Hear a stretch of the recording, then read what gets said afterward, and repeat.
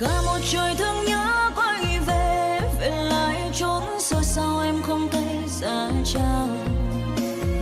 Bao nhiêu năm bôn ba tìm thành công, em đã theo chồng em đi về một nơi xa.